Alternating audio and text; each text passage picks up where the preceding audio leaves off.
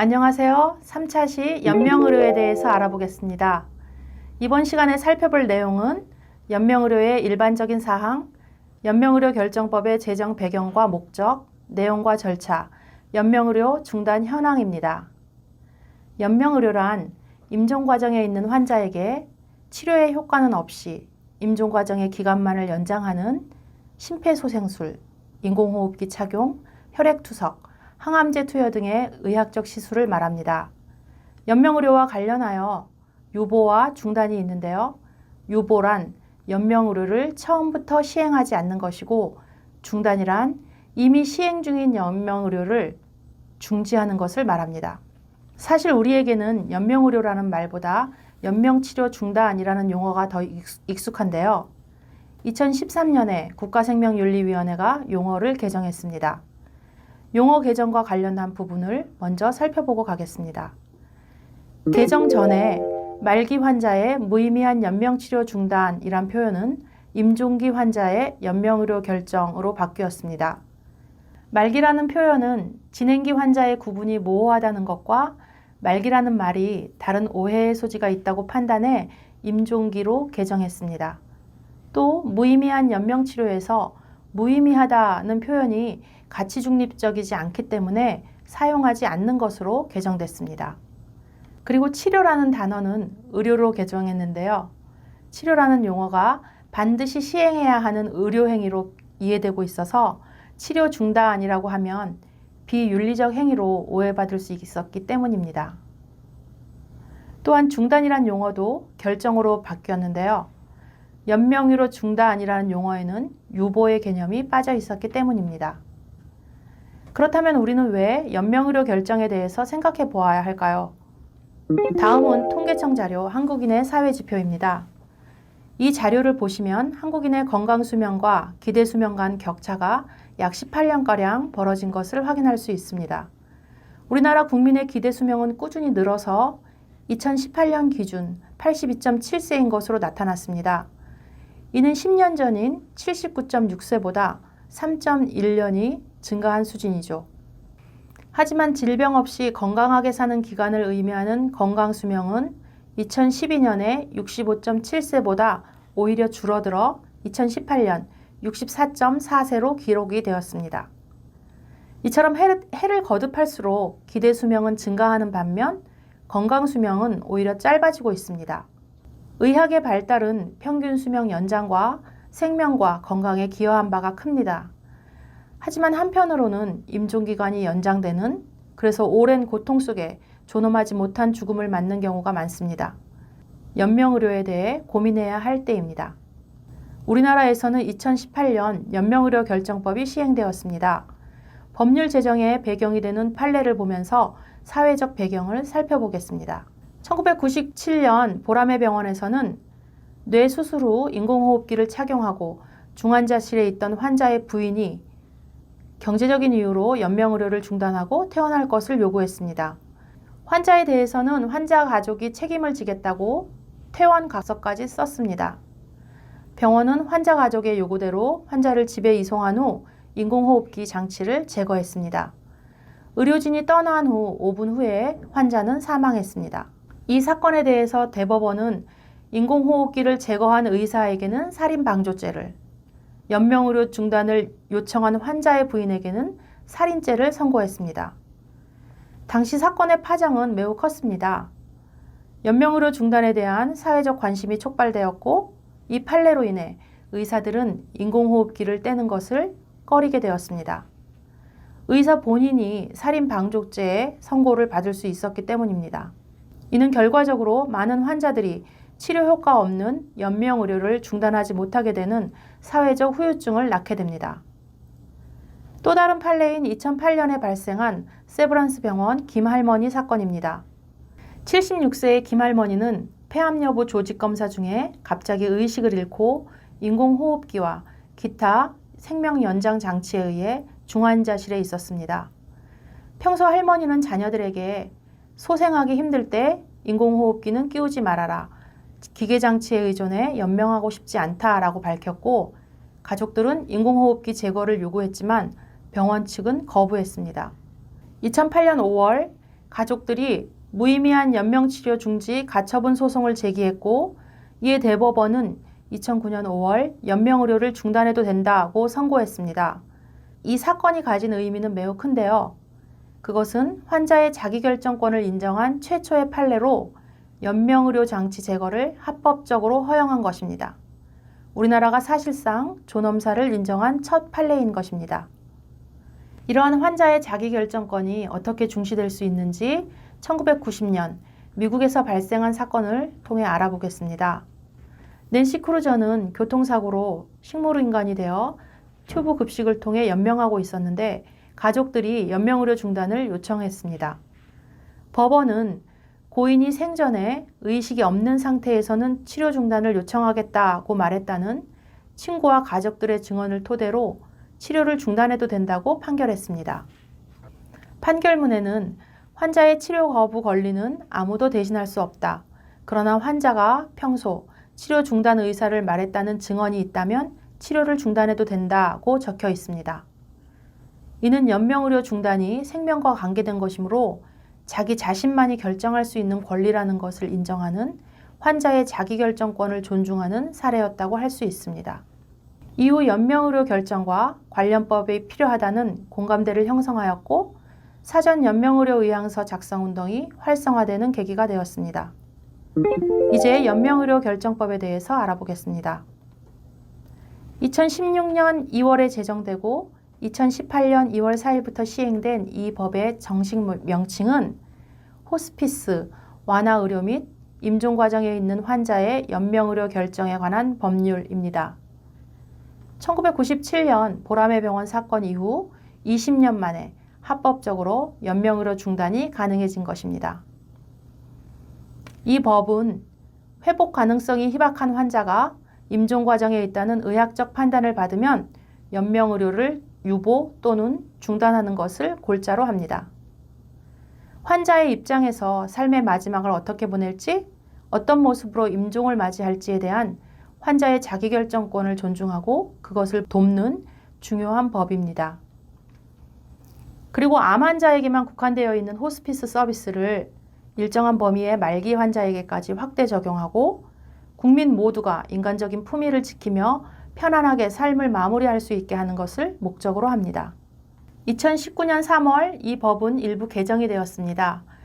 2018년 시행법은 연명의료 중단 결정에서 불가피한 경우 직계가족 전원의 동의가 필요했는데 여기에는 손자, 손녀, 외손자, 외손녀까지 포함되는 등 그 범위가 너무 넓어서 실제로는 시행에 어려움이 있었습니다. 또 연명의료법 대상 환자는 심폐소생술이나 혈액투석, 항암제 투여, 인공호흡기를 착용한 4가지 경우로 제한되었습니다. 2019년 개정법은 동의를 받아야 하는 가족의 범위를 배우자와 부모, 자녀로 축소하고 4가지로 제한했던 연명의료 행위를 확대했습니다. 이제 법률에서 정한 연명의료 결정의 대상이 되는 환자와 질환, 그리고 연명의료 행위에 대해서 정리하겠습니다. 첫 번째, 연명의료 결정 대상인 환자는 회생 가능성이 없고 원인 치료에 반응하지 않으며 급속도로 악화되는 사망에 임박한 임종 과정에 있는 환자입니다. 두 번째로, 법률에서 정한 임종 과정 질환은 암, 후천성 면역 결핍증, 만성 폐쇄성 호흡기 질환, 만성 간경화, 그 밖에 보건복지부령으로 정하는 질환들이 있습니다.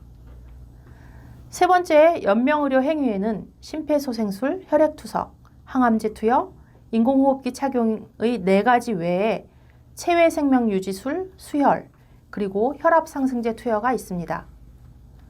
그리고 어떠한 경우에도 환자의 편안한 임종기 돌봄을 위한 통증 완화 의료 행위와 영양분 공급, 물, 산소 공급은 중단될 수 없습니다.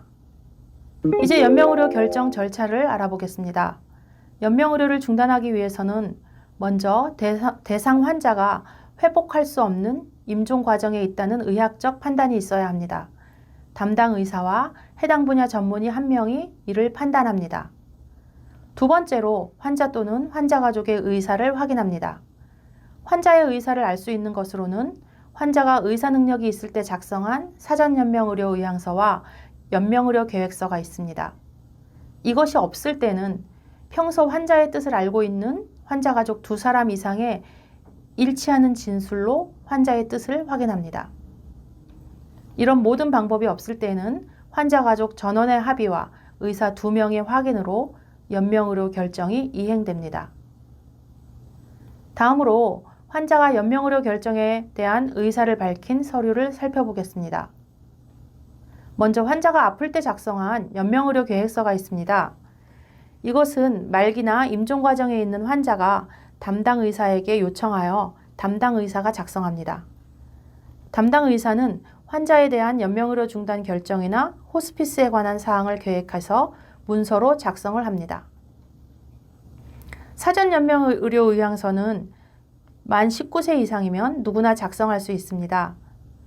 자신이 임종이 예측되는 상황이 되었을 때 연명의료를 받지 않겠다는 뜻을 나타내는 것으로 연명의료에 대한 결정, 호스피스 이용 계획에 대한 뜻을 미리 밝혀두는 문서입니다. 지정된 등록기관을 통해 충분한 설명을 듣고 본인이 작성하고 등록하며 언제든지 등록기관에 변경, 철회를 요청할 수 있습니다. 사전 연명의료 의향서를 등록해도 실제로 연명의료 중단이 이행되려면 병원에 의료기관 윤리위원회가 있어야 합니다. 이제 우리나라의 연명의료 결정 현황에 대해서 알아보겠습니다. 보건복지부 자료에 따르면 연명의료 제도 도입 1년 8개월 만에 2019년 10월 기준 사전 연명의료 의향서 등록자는 약 74만 명에 달했으며 연명의료 계획서 등록자는 5만 3천 명을 넘어섰습니다.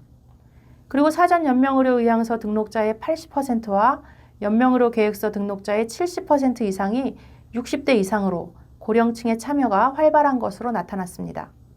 또 연명의료 중단 결정도 늘고 있는 추세입니다. 2018년 2만 8천 건이었던 연명의료 중단 결정은 2019년에 5만 2천 건으로 그리고 2020년 10월 기준 7만 3천 건으로 3배 가까이 늘어났습니다. 하지만 아직까지 환자 본인이 연명의료 중단을 선택하는 비율은 낮은 편입니다. 현재까지의 중단 결정 12만 5천 건 중 65%인 8만 건이 환자 가족에 의해 이루어졌습니다. 환자의 자기결정에 의한 연명의료 중단 비율은 여전히 낮습니다. 다음은 연명의료와 관련한 몇 가지 과제들입니다. 한 해 사망자 4명 중 1명이 요양병원에서 사망하지만 정작 요양병원에서는 연명의료를 중단하기 힘든 환경입니다. 우리나라 전체 요양병원 1,500여 곳 중 의료기관 윤리위원회를 설치한 곳은 43곳으로 2.7%에 불과합니다. 요양병원들은 의료기관 윤리위원회를 두기 쉽지 않은 상황입니다. 또 대형 병원 외에 중소형 의료기관에서 사전 연명의료 의향서를 전산으로 확인하는 것은 어렵습니다. 그리고 호스피스, 완화치료에 대해서 말기 환자나 임종기 환자에게 충분한 정보를 제공하는 제도가 없습니다. 또한 여전히 연명의료를 중단하지 못해서 환자가 죽음 직전까지 고통을 당하고 있는 사례가 많습니다. 79세 말기암 환자의 사례입니다. 심폐소생술을 받다가 갈비뼈가 부러지고 기관지에 관을 삽입하느라 앞니가 부러지는 등 고통스러운 연명의료를 중단하고 싶었습니다. 그러나 의사에게 최신 항암 치료를 다 진행해달라는 딸 앞에서 본인의 의사를 밝히지 못했습니다. 의사가 딸에게 너무 힘들어서 저라면 안 할 것 같다라고 하자 그제서야 그 환자는 그렇죠 선생님 하면서 자신의 의사를 표현할 수 있었습니다.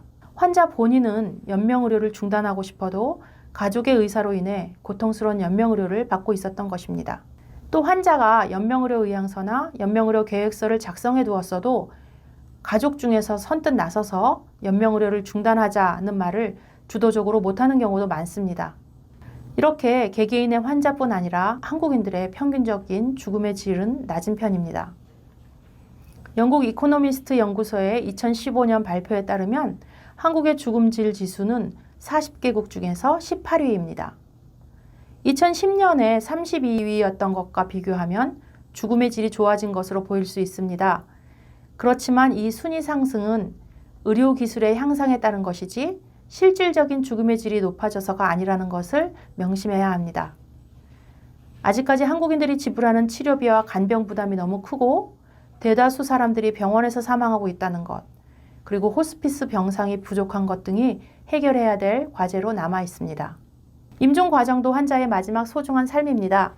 연명의료 제도가 잘 정착되어 존엄과 행복 속에서 삶을 마무리할 수 있도록 연명의료를 중단할 수 있는 권리도, 존엄한 죽음을 맞이할 권리도 모두 환자에게 있음을 되새겨 볼 때입니다.